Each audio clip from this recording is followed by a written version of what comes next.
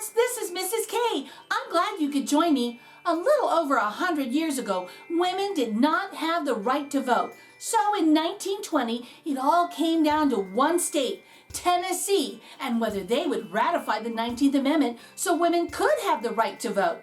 Actually, it came down to one mother, Febb Burn, and the note to her son, Harry Burn, that changed history. Let's experience the magic of reading as I read The Voice That Won the Vote, written by Elisa Boxer with illustrations by Vivien Mildenberger.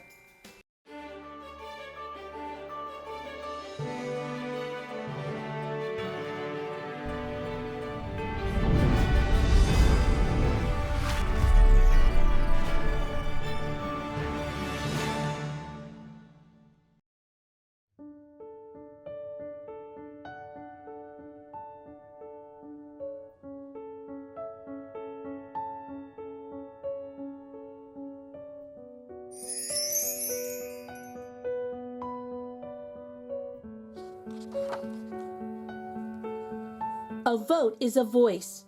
This is what I believe in. This is what I stand for. This is what matters to me. This is who I am. This is who I choose to lead my town, my state, my country. In 1920, women were still denied that voice. For nearly 75 years, they had organized meetings, marched in parades, carried signs, and made speeches demanding their right to vote.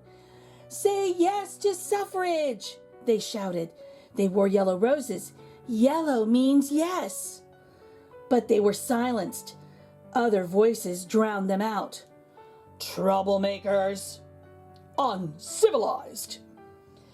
Female voters will surely cause chaos. The only vote a woman needs is the vote to choose her husband.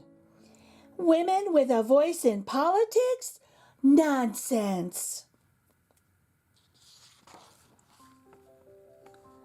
But nestled in a valley on a farm in East Tennessee, one woman was determined to have a voice and a vote.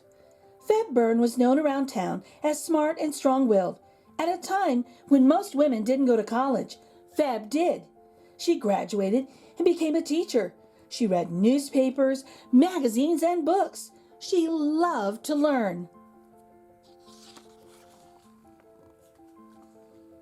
Febb Burn was especially fascinated by laws and the people who made them. Every year, on election day, the men who worked on her farm would head to town hall to cast their votes. And every year, Febb Burn would watch them go. She was sick and tired of staying home, shut out of the process. So one day, she sat on her front porch with some paper, a pen, and a plan. "Dear son," she began.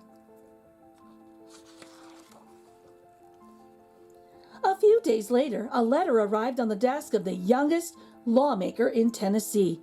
His name was Harry Burn, and on that hot August day, he watched the state capitol fill up with reporters, photographers, and people from all over the country who had come to witness history. America was on the verge of change.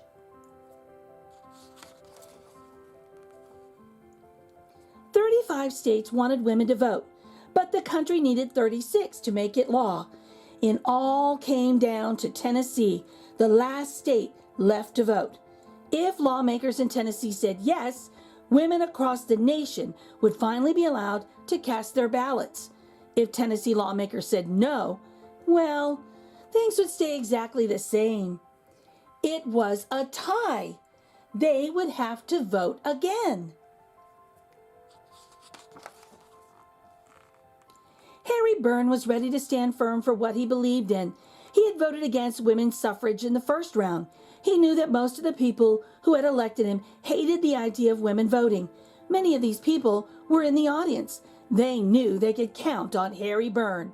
After all, the proof was right there on his jacket, a red rose, the symbol of keeping women in the home and out of the voting booth.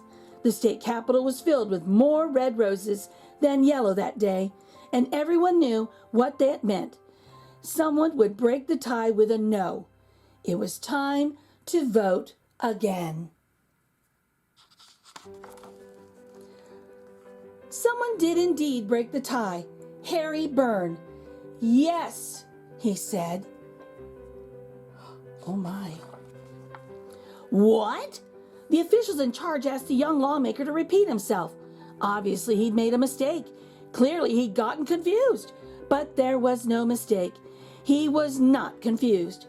Harry Burn wanted women to vote. No one could believe it.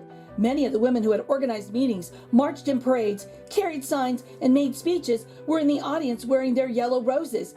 They gasped and cried and hugged each other.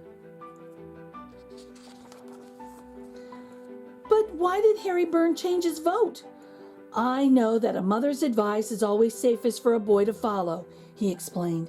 And then from his jacket pocket, behind that red rose, Harry Burn pulled out a note from his mother, the one Febb Burn had written on her front porch. Hurrah and vote for suffrage and don't keep them in doubt. Don't forget to be a good boy. With lots of love, Mama. The people who had elected Harry Burn were shocked and furious. A grown man listening to his mother? We'll show him, they thought. We will not vote for Harry Burn in the next election. Burn ruined in politics, declared the headlines. Harry Burn understood. He knew that by giving women the right to vote, he was giving up his seat in the Tennessee House of Representatives. The people in his district just weren't ready for a leader who wanted women to vote.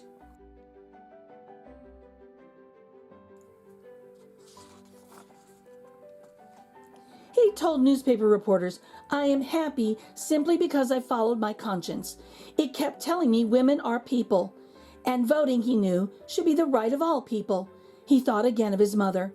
So I made the choice, he said, explaining that standing up for what he believed in was more important than winning the next election. It took courage, and courage has a way of making things right. Election day came. When the campaigns were over and the votes were counted, the new state representative was announced. Harry Burn! He kept his seat in the Tennessee legislature, kept standing up for equal rights. And no one was prouder than the woman who, without speaking a word, gave all women a voice.